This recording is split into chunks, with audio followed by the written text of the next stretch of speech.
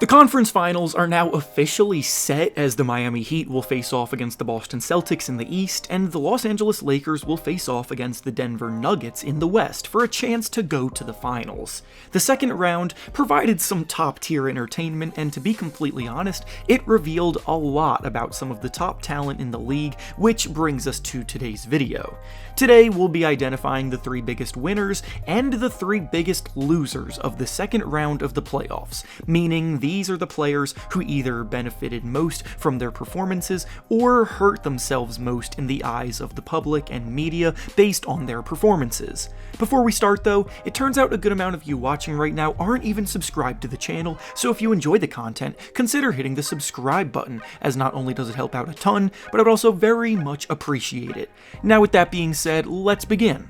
We'll start off with the first of the biggest winners of the second round being Nikola Jokic of the Denver Nuggets. Nikola Jokic is obviously a 2-time winner of the MVP award, and this year he was once again one of the favorites to take home the award, but in the eyes of many, it didn't feel right crowning someone as the MVP of the league 3 times in a row without any legitimate postseason success to show for it. Well, thus far, he's played about as well as anyone could have possibly played in his position, and now he's 1 round away from leading his Nuggets team to the finals. Jokic averaged a monster 35 points per game in this series against the Phoenix Suns, while shooting the ball 60% from the field. He did so while dropping 3 triple-doubles in the series. He completely controlled the tempo of the games in all 4 of their wins, and he basically did whatever he wanted to a porous Suns defense. Quite frankly, he's on a historic pace right now, looking like the best player in the league through 2 rounds, so after all of the back and forth during the regular season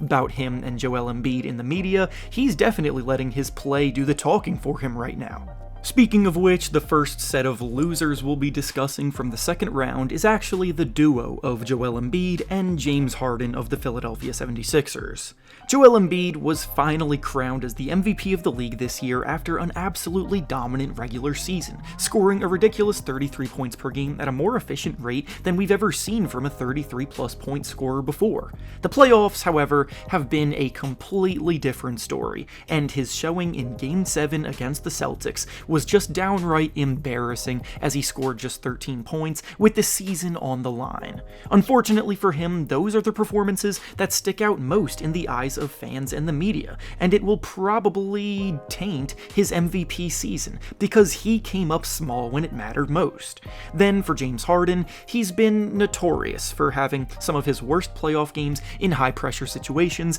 and elimination games, and this season offered him a chance to redeem himself, but unfortunately we saw another James Harden disappearing act in an elimination game, and now he's entering free agency with some decisions to make. The 76ers traded for Harden to help get the team over the hump, but here they are exiting the playoffs in the second round as they always do, marking a failed season for both of them. Now back over to the next winner of the second round, we have LeBron James of the Los Angeles Lakers. Halfway through the regular season, the Lakers were looking like a complete disaster. Talks were being had about whether LeBron's time competing for championships had come to an end, but after a few season-saving moves at the trade deadline, the Lakers' trajectory did a complete 180, and now they're proving to be one of the best teams in the whole league. This isn't a typical LeBron postseason run where he's the one carrying the load doing everything though, which is a big reason why he's such a big winner right now.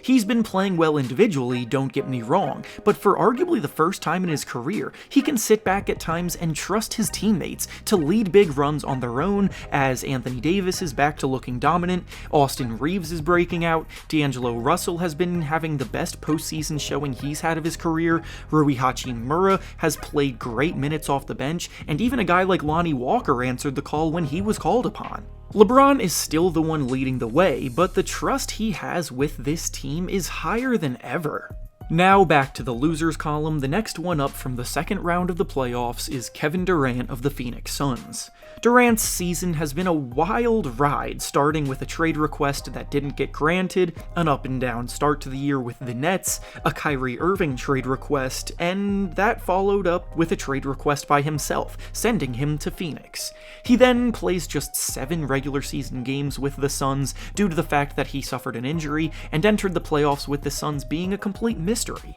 The Suns lost to the Nuggets in 6 games in a series that they were missing Chris Paul for, but what the series exposed is the fact that the Suns have legitimately concerning depth issues because of the fact that they traded away all of their depth in order to acquire Kevin Durant, and Durant himself didn't exactly play great in this series to begin with.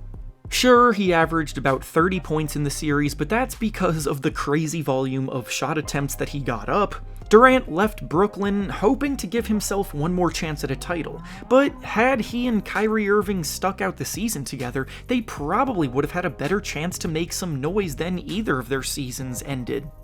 And now, the final winner of the second round we'll be discussing today is Jayson Tatum of the Boston Celtics. Tatum entered the postseason with a lot to prove after a disappointing showing in the NBA Finals last year, and I'll be honest, there were times in this series where it was looking like a lot of the same. For half of the series, he was dropping some pretty bad first half performances, but the reason that he lands in the winners list today is because he came through when his team needed him the most, and that's ultimately all that matters. In a tight fourth quarter during the Game 6, Tatum turned his worst playoff game arguably ever into a heroic one by scoring 16 points in the fourth quarter to save the season, and then in Game 7, he had one of the best Game 7 performances of all time, dropping 51 points in the outing that sent them through to the conference finals. Tatum may not be consistent, but one thing he's proven is that he does not shy away from the moment when the lights are brightest, and now, with just 4 teams left standing, his Celtics may be the favorites to take home the title.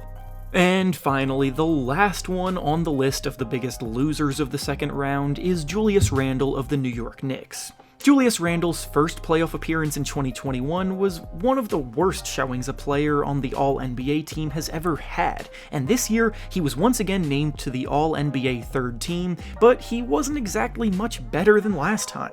Randle's playstyle has always been heavily scrutinized, and some have labeled him as a black hole, because once he catches the ball, he is more than likely going to stop the ball movement and look to score by any means. This results in a lot of low-quality shot attempts being taken, and in the regular season he can get away with it because defenses aren't necessarily going all out game planning against him, but in the playoffs, everything tightens up, and when teams get the chance to hone in on him, he becomes incredibly predictable, and that poor shot selection starts to become extra noticeable. Randle averaged about 19 points, shooting 41% from the field and 28% from 3 against Miami in this series. His body language out on the floor was worrisome to say the least, and he clearly let his frustrations get the best of him as the Knicks got eliminated by the 8 seed Heat.